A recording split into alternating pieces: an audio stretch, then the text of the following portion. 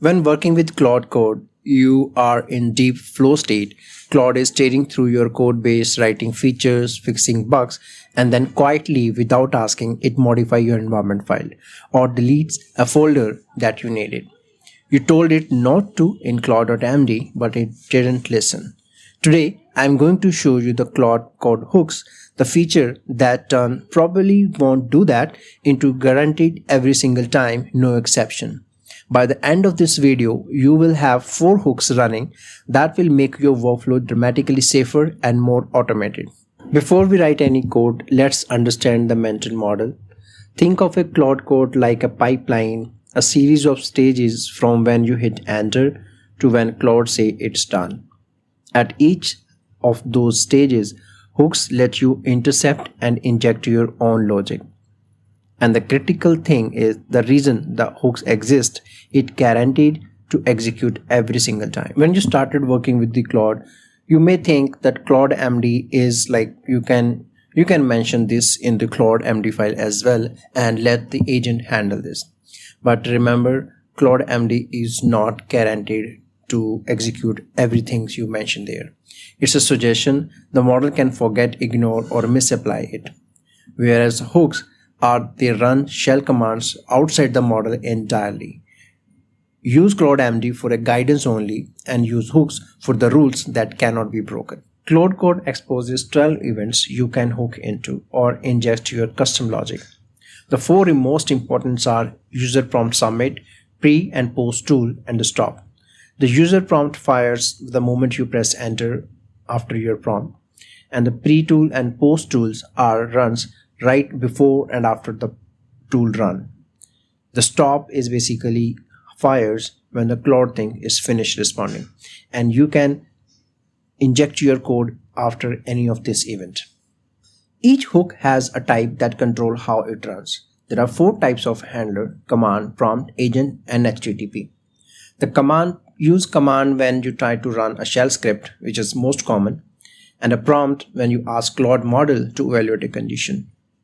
Agent is to run a sub-agent with the tool access for the deep verification, and HTTP when you want to post an JSON to a web server. And this is while defining command, you can mention your type, which type of hooks you want. Now you have the basic understanding of the hooks. Now let's try to set up one. Okay, so this is my simple project, a restaurant booking table, and this is a Python single page application. And I already initiated the CLAUDE.md. You see here the CLAUDE.md file is there, and I'm gonna write a hook in this project. And the simplest way to write a hook is to let Claude do it. So now let me open my terminal, and you can see this is pointing to my project. And now I'll write the command to write a hook for me. Okay, so this is a post hook, which is allow you to format the file after Claude made edit.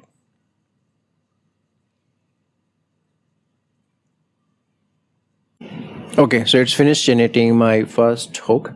You can see it's created and updated the setting.json file in the Claude. The hooks live as in a single JSON file, the Claude.setting, under the Claude folder setting.json file.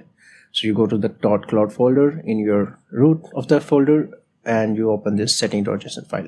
So now let's take a look at the structure of this hook. This is the simple structure of the hook. So it's a single element hooks inside your Claude setting.json file. Remember, this file exists in your project Claude.setting .claude and setting.json file inside your project, and there is another location this Claude file .claude folder can exist at your user level on this machine. If it is inside your project, it will only applicable to your project, and if this folder is inside your user in your system, it will apply to the all project. So it depends whether you want to execute it for only single project, then you write inside the project. Otherwise you write it to the system level that will applicable to all your project in this system.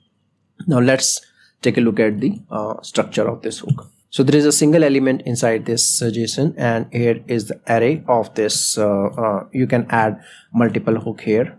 So this is the first hook, and this is what we talked about, the 4 handler the events, the 4 main events, the post tool use. Whenever your Claude execute any tool, like what tool, kind of like write or edit any file, this is a matcher which tells you the what action Claude is taking, and based on that you can define the hooks, array of function. Based on this event you can define what action you want to take. And this is the 4 type of handlers we talked about: the prompt, the command, and HTTP and all that. And this is the simplest one, the command, and you can just write your command here, whatever you want to execute. And this could be a PowerShell command or batch or Python script, anything you want to execute. And you see it's written by Claude itself to format any file.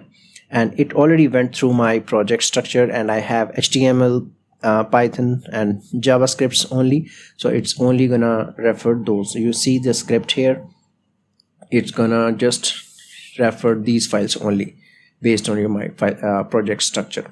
Okay, this command is written by Claude only, so you don't need to look into this. The idea is you can write any command here. So after any file edit or write by Claude, this format will run automatically after that finishes this writing.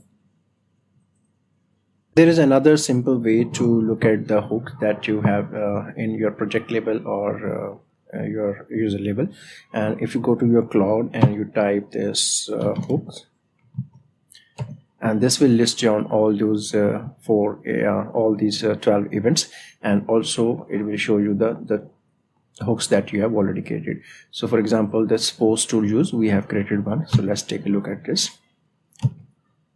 And you can see we have this project label hook created here with the write and edit command. And if you go inside it, so yeah, this is the detail that the event we're using here, the matcher, and the type of the handler we are using, and this is your command actually.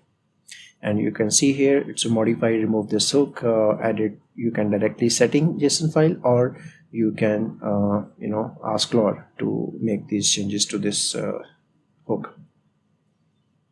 Let's try to write another hook to remove or block any batch command you want to restrict in your Claude code. And this is the example to block the remove command. If we remove something forcefully, then it will block that command. Even you cannot delete any file even accidentally. So I will again use a Claude code to write hook for me. I'm not going to write manual code. So I will say add a PreToolUse hook to block remove command. Okay. All right, let's try to see. Okay, so it's created the hook for me, and now let's try to give it permission to go ahead. All right, so now my hook is created here. Now let's try to see hooks, and you can see we have one PreToolUse hooks as well.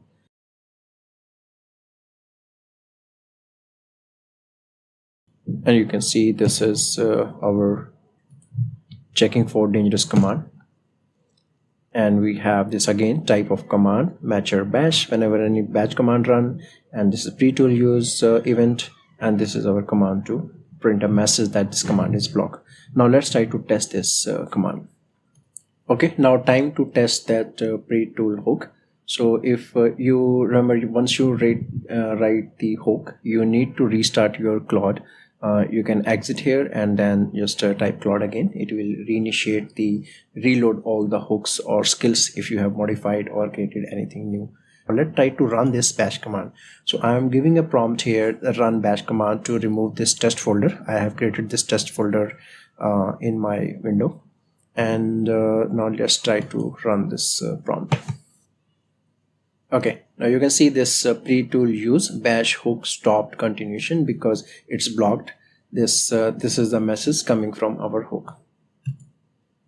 Okay, so this is the demonstration of how this tool, this hook work in action. So you already saw this PostToolUse command, that hook that we created to format each file. But there is a problem with this script, this hook. Basically what it does, every time your formatter changes a file, the Claude receives a system reminder about the file modification. So in a long session, there will be many edits, and this flood your context window with noise. And the smarter way, like the smarter pattern would be to format at stop, not at edit. So I have created a hook on this stop command, which can be used here. One important thing, this exit code, you see the exit 0 here, and there are three type of exit we can use from this command. One is exit 0, which means that allow tool call and proceed normally.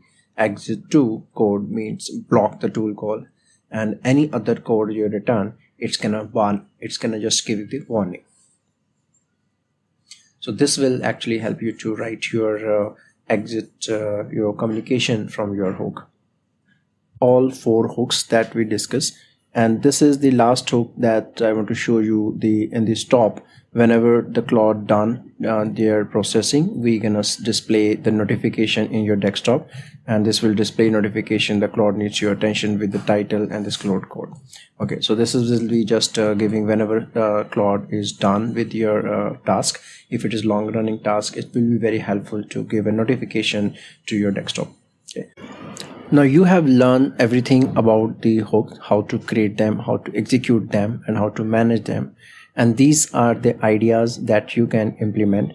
These are the three ideas. You can write your guard, you can protect your branch, or you do the cost tracking, context preparations. So you pause here and take a deep look into this diagram and try to see if anything you can pick, and start gradually using hooks in your Claude project.